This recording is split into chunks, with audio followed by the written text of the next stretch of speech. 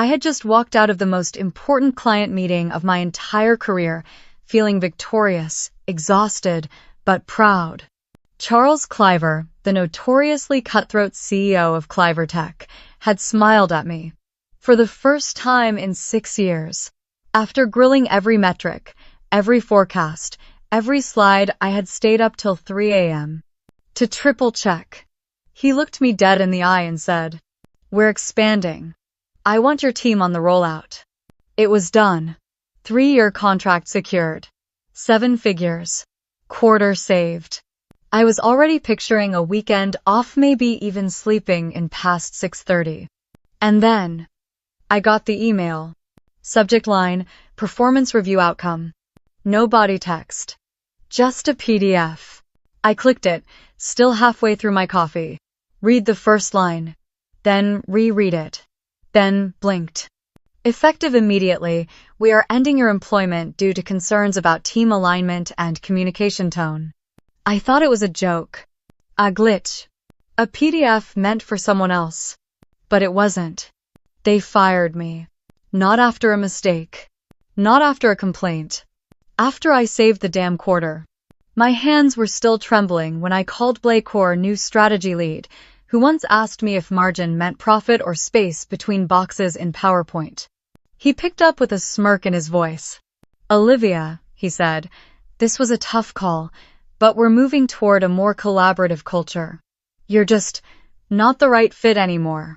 Collaborative? I trained the intern who now has my job. I brought in over 40% of the company's revenue last year. I onboarded every client they still managed to hang on to. But suddenly, my tone was the issue? Here's the real question that wouldn't stop screaming in my head. Was I too good at my job to keep around? Because once the deal closed, I became inconvenient, expensive, uncontrollable. And they didn't lay me off. They erased me. If you've ever been shut out the moment you became powerful, comment below. You're not alone. And this story is just getting started. Before the layoffs, before the boardroom betrayals, before the silence that followed me down the hallways, I was the person they called when things were on fire. Not officially, of course. Officially, I was a senior strategic accounts manager. But everyone in that building knew, if Clivertech so much as sneezed, it was Olivia Carter on the phone with tissues and a contingency plan. I wasn't flashy. I wasn't loud. But I held the line. 6 years. 6 years of managing the most volatile, high-revenue account in our portfolio. Charles Cliver didn't trust many people, but he trusted me. And that wasn't a compliment. It was a test, every single day.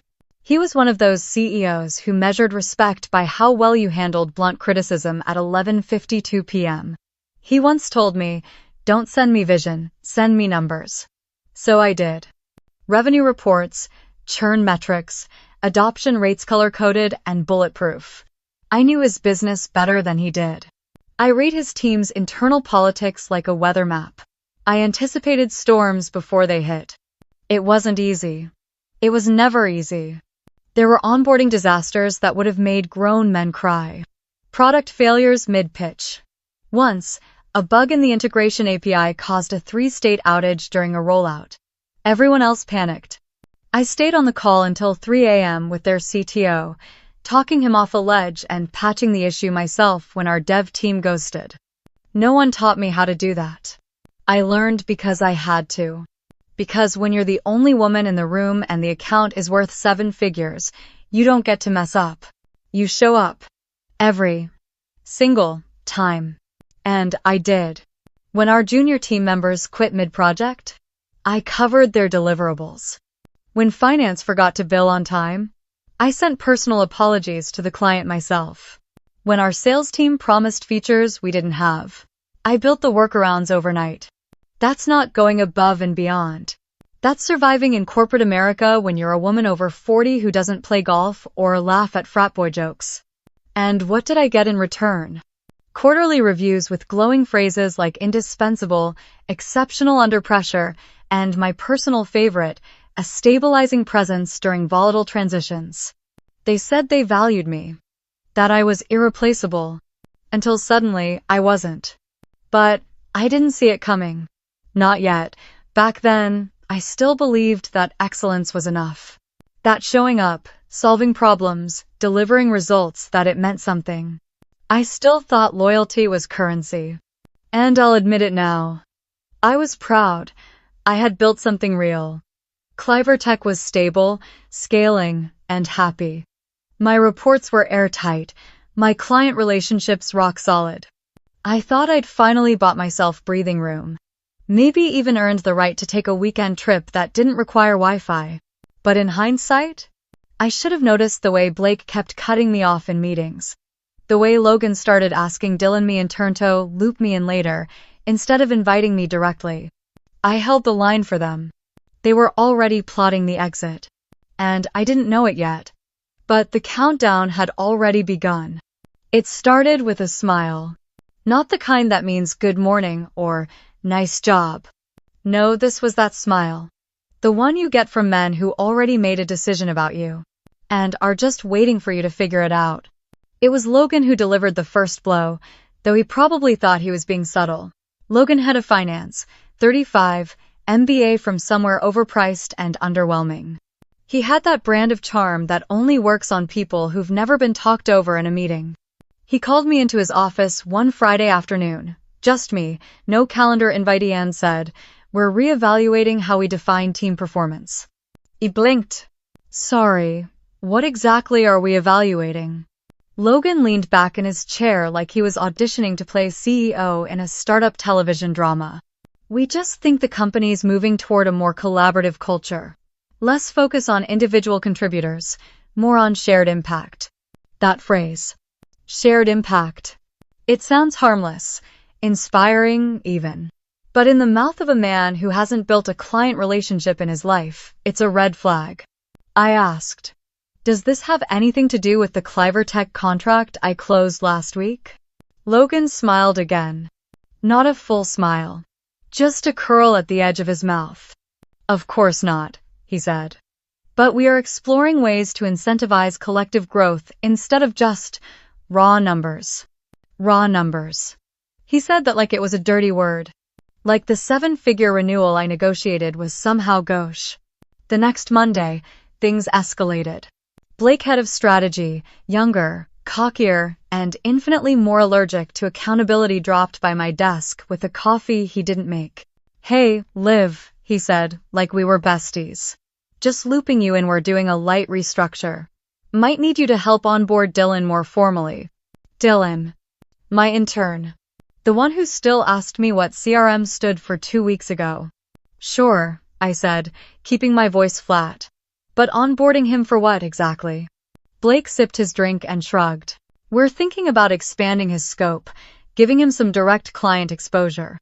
I stared at him. "You mean my clients?" He laughed like it was all a joke.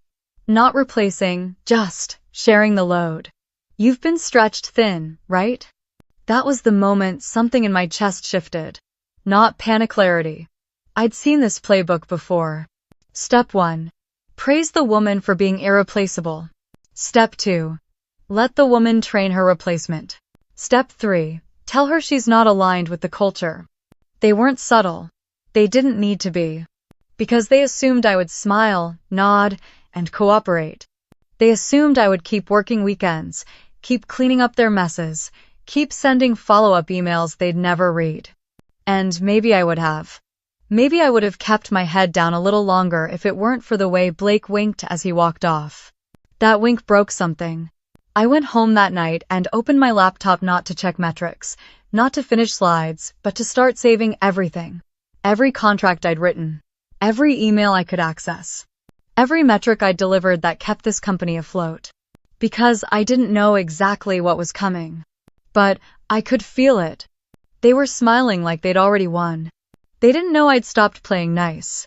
They didn't even have the decency to schedule it on a Friday. Tuesday, 11:30 a.m. Just late enough that I'd already cleared half my inbox, just early enough that my coffee had gone cold. I got the calendar ping. Performance review. Conference room 2B. No prep materials, no agenda. Just my name, a room, and 30 minutes blocked out. My stomach dropped. When I walked in, Logan and Blake were already seated. Blake was sipping something green and expensive looking. Logan had that fake concerned face he saved for budget cuts and awkward HR debriefs. There was a third chair at the table. I didn't sit in it. "Olivia," Logan began. "Thanks for making the time." As if I had a choice, I thought, but I said nothing. Blake leaned forward. "Let's get right to it. We've been evaluating team structure, and this is hard to say." It wasn't. They looked completely at ease. "We've decided to move in a different direction," Logan said smoothly, "and we'll be ending your employment effective immediately." I stared, blinking once, twice. "For what?" I asked, not raising my voice, not giving them that satisfaction. "Because I brought in more revenue last quarter than both of you combined?" Logan folded his hands. "There have been concerns. About tone. About alignment with our new team. First model. Tone. That word. Always the fallback when there's nothing else to fault." "You mean I speak directly? That I don't let interns present to million-dollar clients before they know the difference between net and gross?" "And for legal," Blake cut in, "we've appreciated your contributions, truly. But we're creating a more scalable, cross-functional environment. Dylan's shown a lot of promise in that area." And there it was. They said it like it was a compliment. Like it made sense. Like replacing me with someone who needed instructions on how to use the printer last week was a strategic decision. I finally sat down, more to keep from shaking than anything else. "I trained him," I said quietly. "I stayed late to coach him through onboarding decks you both didn't bother to review. And now he's replacing me?" Blake didn't blink. "It's not personal." Of course it wasn't. That's what made it worse. I was never a person to them. Just a resource. A cog. And once the contract was signed, once the numbers were locked in, once I'd done the hard part, they didn't need the machine anymore. They needed a mascot. Someone younger. Cheaper. Easier to mold. They handed me a termination packet printed on glossy paper, like they were offering me a brochure for a retreat. Blake even added, "There's a generous severance included." I didn't touch it. I looked at both of them, really looked, and said the only thing that mattered in that room. "You're going to regret this." Not because I needed revenge. Not because I wanted to burn it all down. But because I knew something they didn't. They hadn't just fired me. They'd unplugged the only person keeping their biggest client from walking out the door. And that kind of mistake doesn't stay quiet for long. By the time I got back to my desk, it had already begun. My Logan didn't work. At first, I thought maybe they'd just reset my password. HR sometimes did that as a precaution. But no, this wasn't a precaution. It was a purge. The shared folders I had built from scratch, the ones that housed client histories, escalation logs, success metrics, templates I created late at night when everyone else was home watching Netflix, were gone. Access revoked. The knowledge base I had curated over 6 years, not just for myself but for half the team. Archived. Reassigned. Renamed. I wasn't being let go. I was being erased. And they moved fast. Within hours, my files had been transferred to Dylan's account. My Slack profile was disabled. My inbox returned bounce-back messages. Clients who used to message me directly were now met with, "Olivia Carter is no longer with the company." Just like that. It didn't even take a full business day. By 4 p.m., people in the office stopped making eye contact. The ones who used to swing by my desk to ask for advice now scurried past like I was contagious. A junior associate who once asked me to review his pitch deck did a full U-turn when he saw me coming down the hallway. The message was clear. "She made noise. She's next." I sat there for a while, still in my chair, hands folded, staring at my now empty desktop background like maybe it would give me some answers. The phone on my desk didn't ring. My monitors didn't flicker back to life. The office was as quiet as it had ever been, and I realized I was already gone. They just hadn't walked me out yet. I looked around at the walls. At the plant I kept alive longer than some coworkers' tenures. At the sticky note I wrote 2 years ago that still clung stubbornly to the corner of my monitor. Client trust isn't earned with promises. It's earned with consistency. I stood up and quietly gathered my things. Just the essentials. A notebook. My lucky pen. The mug from my first client win, chipped but still standing. No one said goodbye. No one looked up. I walked to the elevator, feeling invisible and on fire at the same time. It's a strange thing, watching your career disappear in real time like smoke, evaporating into air no one acknowledges. You want to scream, to demand someone see you. To ask, doesn't any of this matter? But deep down, you already know the answer. In their eyes, it never mattered. You were just a line item. A cog. A name in the org chart that could be dragged and dropped without consequence. What they didn't realize, what they never bothered to consider, was that I wasn't just there. I built that place. And now they were deleting the blueprint. But here's the thing about deleting files. They never truly disappear. You can always retrieve the backup. And while they were busy scrubbing my name off their systems, I was busy remembering exactly what they owed me. I didn't cry. Not that night, not the morning after. Not when I saw Dylan post a smug little "grateful for growth opportunities" update on LinkedIn with my client's name in the hashtags. I didn't scream either. I just sat there on my living room floor, laptop open, glass of wine untouched beside me, feeling the kind of rage that doesn't explode. It simmers. Quiet. Measured.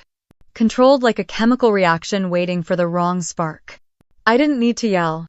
I didn't need to post anything online. I just needed to remember. And oh, I remembered everything. Every late night, I stayed in that office alone, tweaking metrics so CliverTech wouldn't pull their contract.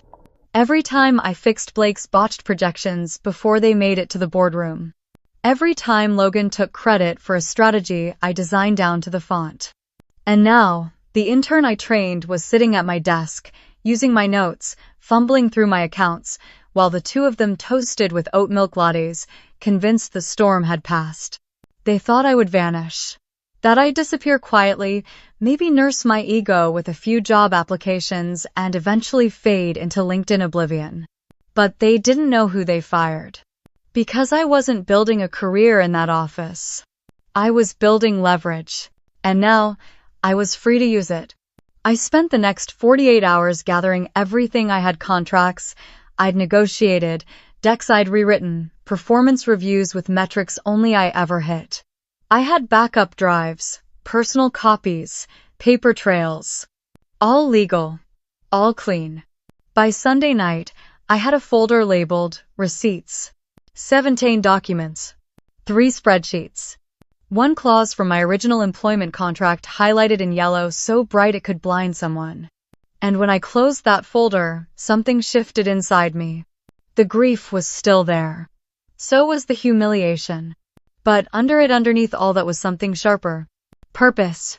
I wasn't going to crawl back to the job market like some cautionary tale. I wasn't going to beg for interviews or explain away my departure. I was going to build something. Not out of spite, though, let's be honest. Spite helped. But out of truth. I still had value. More than that, I was the value. So I opened a new tab. Searched how to register an LLC in California. Typed in a name I hadn't said out loud before, but had been circling my mind for weeks. Carter Advisory. I hit submit. And just like that, I wasn't unemployed anymore. I was self-employed. And if you've ever had to rebuild from scratch, if you've ever had to take the pain and turn it into something solid, something yours, drop a comment. Tell me what kept you going. Because this was just the beginning. It happened at 11:42 p.m. on a Thursday. I was on the floor of my apartment, surrounded by half-assembled IKEA packaging, sipping wine from a chipped mug that still had a faded company logo on it. The glow from my laptop screen had long since gone dim, but I hadn't moved. I wasn't working. I wasn't planning. I was waiting. For what? I didn't know. Maybe a sign, maybe nothing. Then my phone buzzed. Not a LinkedIn notification. Not a recruiter spam email. It was an email. From Charles Cliver. Subject line. None. Zenda, Cliver at private. Message body. Send me your deck. 6 words. I read them 5 times before I moved. Checked the address. Checked the timestamp. It was real. Charles Cliverth, same CEO whose 7-figure contract I'd carried across the finish line, who never emailed me directly unless it was urgent, that just bypassed my old company completely and come to me at midnight. He wasn't being polite. This wasn't sympathy. This was precision. I sat up, pulse thudding in my ears, heart racing like someone had just cracked open the vault of everything I thought was lost. Because this wasn't curiosity. It was a test. He wanted to know if I still had it. If I was still sharp, still capable, still me. And he wasn't going to say it. Not in so many words. But that 6-word email carried weight. Send me your deck. Translation. Prove you are the value, not the logo. Prove you can stand alone. I didn't panic. I didn't scream or celebrate or screenshot it for Instagram. I just sat there, very still, breathing through my teeth. Because this was the crack in the dam. Not the flood, but the beginning of the break. And if you've ever lived through rejection so deep it made you question your worth and then heard the knock of opportunity when you least expected it, you know that moment. The one where everything goes silent. Because something is about to change. And if you've ever had that moment, comment below. Tell me what cracked open the silence for you. Sometimes, all it takes is one message to change the story. I didn't sleep that night. Not because I was nervous. Because I was activated. I turned my apartment into a command center. Pulled out every backup drive I'd ever kept, every sticky note I'd ever written, every version of every proposal I'd ever edited at 1 a.m. With one eye open and coffee stains on my keyboard. It wasn't adrenaline, it wasn't hope. It was war mode. When you've spent years preparing for a fight you didn't even know was coming, and then someone hands you the first opening, you don't hesitate. You build. I started the deck at 12:15 a.m., still in the same hoodie I'd cried into the week they fired me. Hair tied back with a pen. Sitting on a foldable chair at my kitchen table that wobbled every time I shifted. This wasn't glamorous. This wasn't startup chic. It was survival. Slide 1. The problem. Vendor inefficiency. Bloat. Sluggish response times. I didn't name names, but I didn't have to. Charles would know exactly who I meant. Slide 2. The solution. A lean, high-retention service model with direct oversight, agile integration, and zero fluff. I wasn't selling sizzle. I was selling firepower.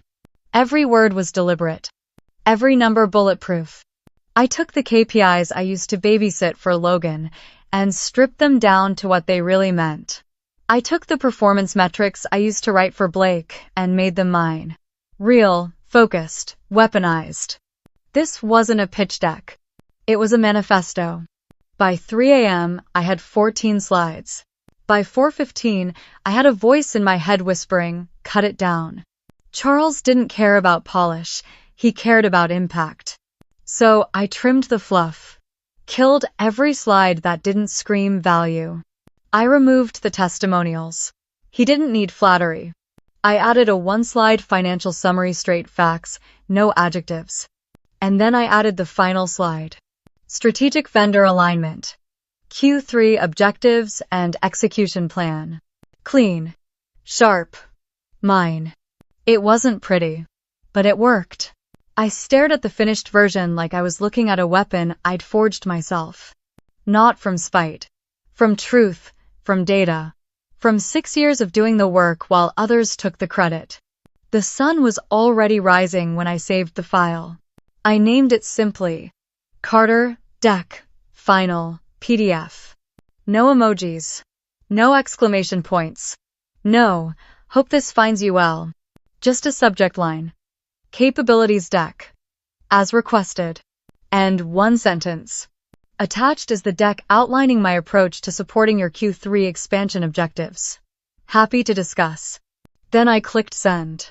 And after all of that, after pouring everything I had into 17 slides and one PDF, I sat back, stared at the screen, and waited. Not for praise, not for validation. For the next move. Because when you've spent your whole career making other people look good, and someone finally asks what you can do on your own, you better show them. And I did. The email went out at 6:14 a.m. I didn't shower. I didn't eat.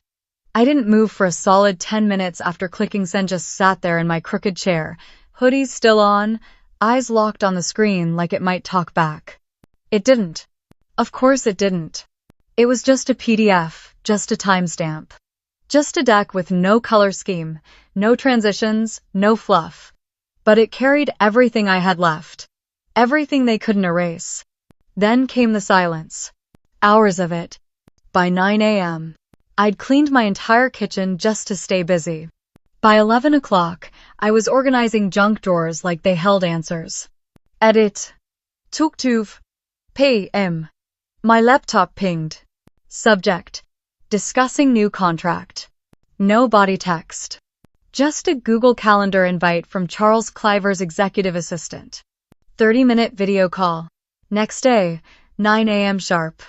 I stared at it. Didn't click accept right away. Didn't trust it. Because I knew Charles. He didn't take calls to discuss. He called when he'd already made up his mind. This wasn't a maybe. It was momentum. I barely slept that night. At 8:56 a.m., I logged in, hair pulled back, button-down shirt, no makeup. Just clean lines and a quiet resolve. At 9:01, Charles appeared on screen. No greeting. Just a nod. I read the deck twice, he said. It was better the second time. No small talk. No pleasantries. Just wartime clarity. He asked 3 questions. Each one direct. Surgical. I answered without flinching.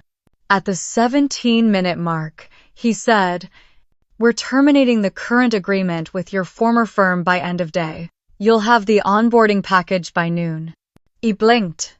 Not because I didn't believe him, but because of the way he said it. Flat. Final. Like a judge delivering a sentence. No, sorry. No, we wish them the best. Just done. I swallowed. Understood. He paused, looked straight at the camera. And, Olivia, don't screw this up. Then, the screen went black. Just like that. 19 minutes and 43 seconds. That's how long it took to flip the story. To burn the old house down. To prove that I was never the assistant. Never the support act. Never the accessory to someone else's vision. I was the value. And he saw it. For the first time in weeks, my apartment didn't feel so quiet. The silence wasn't empty anymore. It was full, buzzing with adrenaline, disbelief, and something I hadn't let myself feel since this all started. Control. Not hope. Not closure. Control. The kind that only comes when someone powerful stops seeing you as convenient and starts seeing you as essential. And the best part? The men who erased me, Logan, Blake, even Dylan, had no idea what was coming. Not yet. But they would. It started with a text from someone in billing. 3 words. "Shh, 'twas on fire." I didn't respond. Just stared at it, letting the message hang in the quiet of my apartment like smoke from a match I hadn't struck. Then came the pings. Unknown numbers. Blocked calls. Voicemails I didn't ask for. The first was Logan's voice, tight, clipped, doing that thing where he tried to sound composed while clearly unraveling. "Hey Olivia, we think there's been a miscommunication with Cliver Tech. Just, if you're available, we'd love to connect and clear the air." I didn't listen to the rest. Just hit delete. An hour later, Blake tried. Texted me like we were old friends grabbing lunch. "Hey, quick chat, I think we could maybe work something out, yeah?" No punctuation, just desperation. It was 3:17 p.m. when the real gem landed in my inbox. A voice memo from Dylan. His voice trembling, like someone had just tossed him into the deep end and whispered, "Swim." "Hey, Olivia. I I'm trying to access the onboarding sequence for Cliver, and it looks like a lot of it's missing? Or archived? I don't know. I thought the decks were in the folder you left, but well, they're not. And, Logan's asking questions, and Charles isn't replying, and I think I might have messed something up. No, Dylan. You didn't mess something up. You were never equipped to hold it in the first place. By 5 p.m., I had 2 missed calls from Blake. By 5:30, Logan sent a calendar invite labeled Urgent Reconnect. By 6 o'clock, I forwarded them all to a folder called Comp Post. Just for my own amusement. Because the panic wasn't performative. It was real. What they hadn't realized, what they never even thought to consider, was that I wasn't just a person in a seat. I was the process, the knowledge, the glue. The whole damn machine they'd kicked to the curb like a used battery. And now they were standing in the ruins of a system built on assumptions and shortcuts, wondering how everything collapsed so quickly. They thought the client would stay because the logo on the invoices hadn't changed. But clients don't stay for logos. They stay for trust, for consistency, for people. And I was the person. Not Dylan. Not Blake. Not Logan in his overpriced button-downs pretending to understand platform architecture. I poured myself a glass of wine and played Dylan's voicemail again, not out of cruelty, but to remember. To remember what it sounds like when the bluff falls apart. When the people who thought they could replace you realized they never understood what you actually did. It wasn't rage anymore. It was clarity. Cold, clean, final. They weren't just losing a client. They were losing the illusion of competence. And the worst part for them? There was nothing they could do to stop it. The email came at 11:12 a.m. Subject line: Thought you might enjoy this. It was from someone I knew in billing, Lana. Quiet, sharp, always 3 steps ahead, but smart enough to stay off the radar. We never talked much, but she'd once pulled a last-minute miracle to get an invoice processed before EOD, so I always remembered her name. I opened the attachment. A redacted PDF. Internal email thread. And there it was, plain as day, at the bottom of the thread. From Charles Cliver. To Logan Hayes, Blake Renner, Legal. Subject: Future payments. Please keep him away from amateurs. Attached. Confirmation of wire transfer to Carter Advisory. I read it once. Then again. Then out loud, just to hear the words. Keep him away from amateurs. He didn't say the intern. He didn't say your team. He didn't say your company. He said amateur. Plural. Universal, unmistakable. And just like that, the final line was drawn. It wasn't whispered.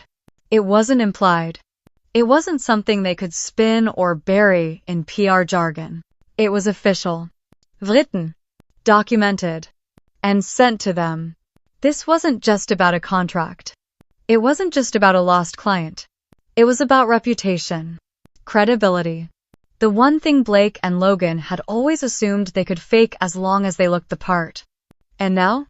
They had to sit there, reading those words from a CEO they once bragged about managing, knowing it wasn't just a breakup, it was a declaration. They were the amateurs. Not me. I didn't gloat. I didn't call anyone. I didn't post a thing. I just leaned back in my chair, closed my eyes for a moment, and let the weight of it settle. Because it wasn't the money. It wasn't the win. It was the clarity. For so long, I had questioned myself. Wondered if I'd been too sharp, too independent, too direct. If maybe I had made things harder than they needed to be. But now I knew. I hadn't failed. I hadn't been too much. I had been right. And someone finally said it loud enough, clear enough, and in writing.